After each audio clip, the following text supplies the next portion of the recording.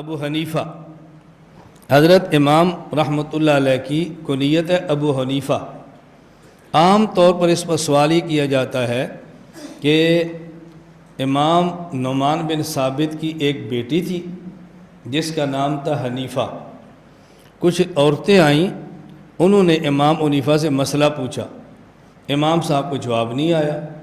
تو مسئلہ یہ پوچھا، ایک آدمی 4 بیویاں کر سکتا ہے، ایک عورت 4 خامد کیوں نہیں کر سکتی؟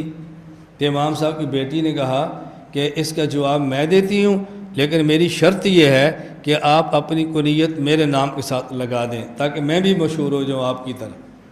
تو امام صاحب کی بیٹی نے کہا ان 4 عورتوں سے کہ تم اپنا اپنا دودھ نکال کے لاؤ۔ وہ تھوڑا تھوڑا دودھ نکالا، کہا اب اس ایک پیالے میں اس کو ڈالو، ایک میں ڈالا، کہا اس کو الگ الگ کرو، کہا جی نہیں کر سکتی۔ کہا بالکل اسی طرح اگر دیکھو ایک خامد ہو اور اس کی 4 بیویاں ہوں تو بچے الگ الگ ہوتے ہیں، اور تم کہتے ہو جی بیوی ایک و خامد 4 ہو، تو 4 خامد ایک بیوی میں ہوں گے تو جب بچہ ہوگا تو وہ کس کا ہوگا؟ جس طرح تم دودھ الگ الگ نہیں کر سکتی تو اس طرح ہر خامد کا جو پانی ہے وہ الگ الگ کیسے کریں گے؟ تو جواب ان کو سمجھ آ گیا، تو اس کے بعد سے کنیت رکھ دی گئی ابو حنیفہ۔ اب سوال یہ ہے کہ یہ سوال وہ کرتا ہے کہ جس کو تاریخ کا علم بھی نہیں ہے اور اس کو عربی کا علم بھی نہیں ہے، یہ سارا پروپیگنڈا وہ کر رہا ہے۔ تاریخ کا علم کیوں نہیں ہے کہ حضرت امام نعمان کا ایک ہی بیٹا تھا جس کا نام تھا حماد، نہ کوئی دوسرا بیٹا تھا نہ ہی کوئی ان کی بیٹی تھی۔ جب بیٹی تھی نہیں تو واقعہ کہاں سے پیش آ گیا؟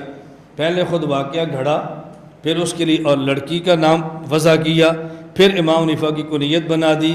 یہ کیوں سارا کچھ کیا؟ یہ ڈرامہ کیوں کیا؟ اس کی ضرورت کیا پیش آئی؟ یہ دنیا کو بتانا تھا کہ حنفی مذہب وہ ہے جس کی نسبت کسی مرد کی طرف نہیں ہے بلکہ عورت کی طرف ہے، یہ زنانہ ٹائپ مذہب ہے۔ صرف یہ بات بتانے کے لیے کتنا لمبا چوڑا جھوٹا واقعہ بیان کی۔ اس لیے وہ لوگ کہتے ہیں کہ جی حنفی مذہب کی نسبت تو عورت کی طرف ہے، حنیفہ ان کی بیٹی تھی اس کی طرف ہے، تو دیکھو کیسا زنانہ مذہب ہے۔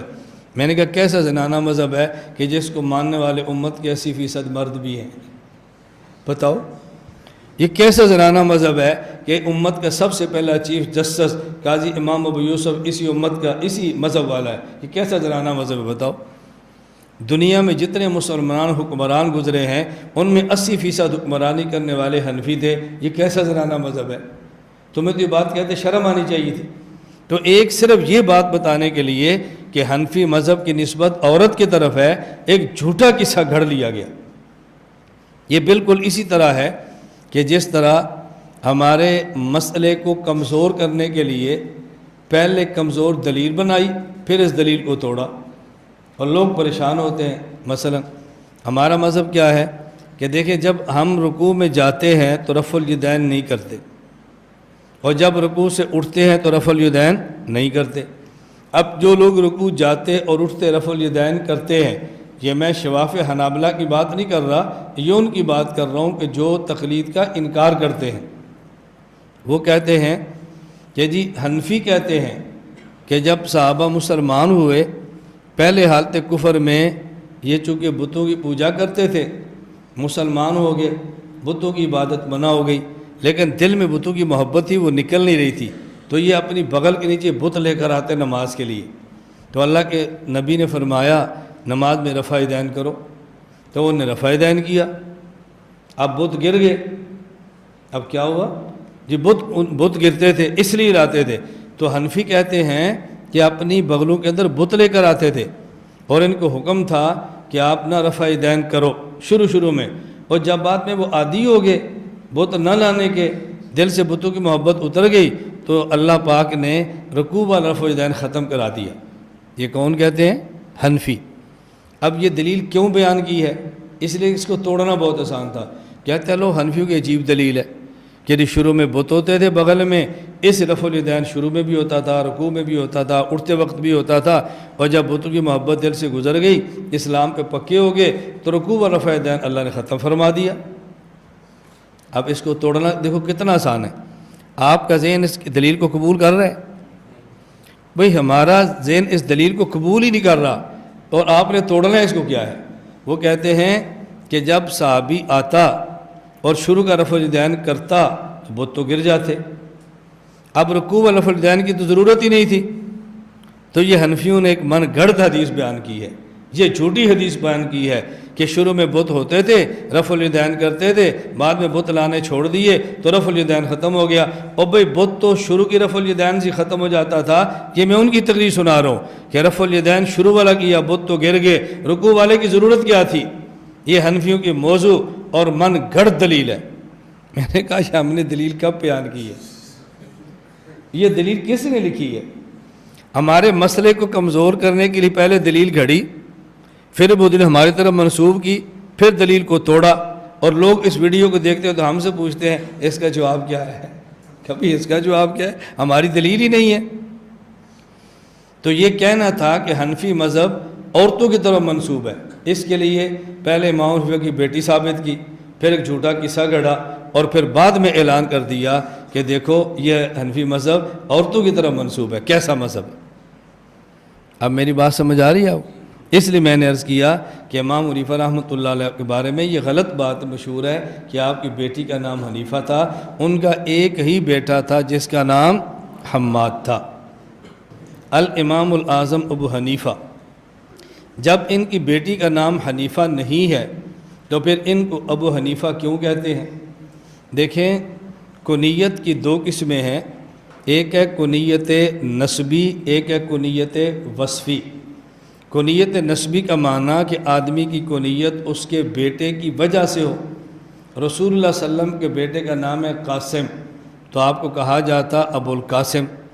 اور ایک ہے کنیت وصفی کہ آدمی کا بیٹا یا بیٹی اس کی وجہ سے کنیت نہ ہو، بلکہ آدمی کے اندر خاص قسم کا ایک وصف ہو، اس کی وجہ سے اس کی کنیت پڑ جائے، جیسے ابو بکر۔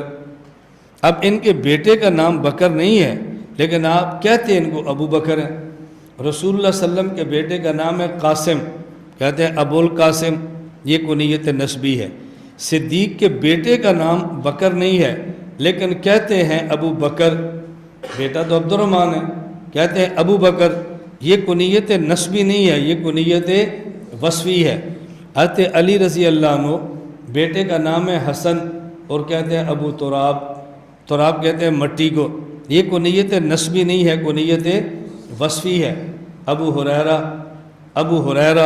اب ان کے ہریرہ کو بیٹی کا نام نہیں ہے، اپنا نام تو تھا ان کا عبد الرحمن، لیکن کہتے ہیں نا ابو ہریرہ کا باپ، یہ آپ کی کنیت نسبی نہیں ہے، بلکہ کنیت آپ کی یہ وصفی ہے۔ ابو حنیفہ ان کی بیٹی کا نام نہیں ہے، یہ کنیت نسبی ہو بلکہ کنیت وصفی ہے۔ جس طرح بکرن کا معنی ہوتا ہے پہل، حضرت صدیق ایمان لانے میں نوجوان آزاد مردوں میں پہل کرتے ہیں۔ پیغمبر کے گھر میں سب سے پہلے اور سب سے آخر میں بھی سب سے پہلے جو باکرہ لڑکی آئی ہے وہ صدیق کی بیٹی ہے، تو اس میں پہل صدیق نے کی ہے۔ حضور مکہ سے مدینہ ہجرت کے لیے گئے ہیں، تو حضور کے ساتھ ہجرت میں پہل کرنے والے وہ صدیق ہیں، اس لیے ان کو پہل والے کہتے ہیں۔ پیغمبر نے مال مانگا تو سارا مال دینے میں پہل صدیق کرتے ہیں، ابو بکر کہتے ہیں۔ رسول اللہ صلی اللہ علیہ وسلم دنیا سے گئے ہیں تو آپ کے مصلی پہ کھڑا ہونے میں پہل کرنے والے صدیق ہیں، ابو بکر کہتے ہیں۔ حضور دنیا سے گئے ہیں تو آپ کی قبر مبارک میں، آپ کے حجرہ عائشہ میں آپ کے بعد سب سے پہلے دفن ہونے والے صدیق ہیں، ابو بکر کہتے ہیں۔ قیامت کے دن حضور اٹھیں گے تو سب سے پہلے ان کے ساتھ اٹھنے والے صدیق ابو بکر کہتے ہیں۔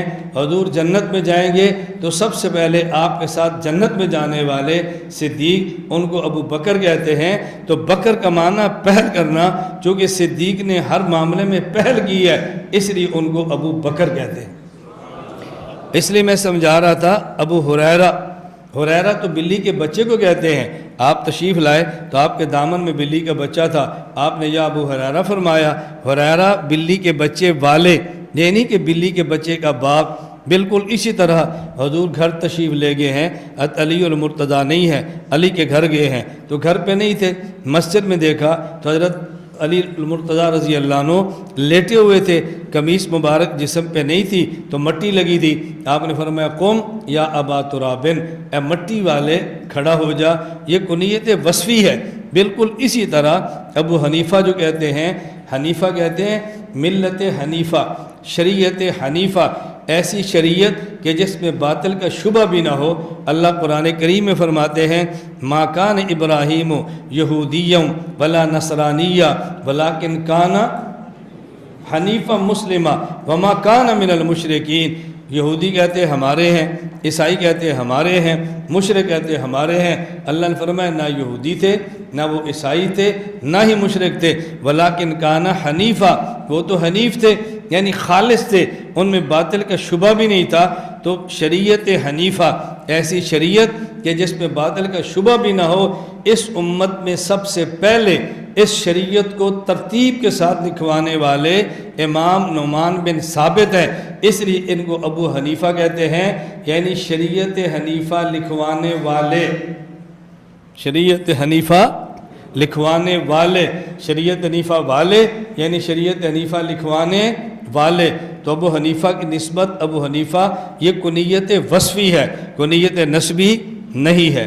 الامام الاعظم ابو حنیفہ النعمان، النعمان نعمت سے ہے، نعمان مبالغہ ہے، یعنی ابو حنیفہ اللہ کی امت پہ تدوین فقہ میں سب سے بڑی نعمت، کہتے ہیں نعمان، یہ ان کا نام تھا امام ابو حنیفہ۔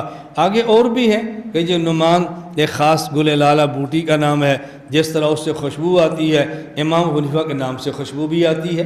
حضرت امام شافعی رحمہ اللہ کا شعر آپ نے کئی بار پڑھا بھی ہے، سنا ہے، اعد ذکر نعمان لنا فانہ هو المسک اذا کررتہ یتوضہ۔ امام حنیفہ کا نام ایک گل لالہ ہے، جس کو جتنا پیستے جاؤ گے اس کی خوشبو بڑھتی جائے گی۔ اسی طرح ابو حنیفہ کا نام جتنی بار لوگے اس سے خوشبو بھی اتنی زیادہ آئے گی، لیکن خوشبو اس کو آئے گی جس کا ناک ٹھیک ہو اور نزلے کا مریض نہ ہو۔ نزلے کا مریض نہ ہو، کوئی یہ نہ کہ جی مجھے تو نہیں آ رہی، اسے کہنا بھی اپنے ناک کا علاج کراؤ، اپنا نزلہ ٹھیک کراؤ۔ رسول اللہ صلی اللہ علیہ وسلم کا چہرہ حضرت بلال دیکھتے ہیں، فرماتے ہیں مجھے یوں لگتا کہ جیسے آپ کے چہرے پر چاند اتر آیا ہے۔ اور ابو جہل بے ایمان دیکھتا ہے تو وہ کہتا ہے مجھے دنیا میں سب سے زیادہ نفرت اس چہرے سے ہے۔ تو چہرہ تو ایک ہی ہے نا، دیکھنے والے دو قسم کے ہیں۔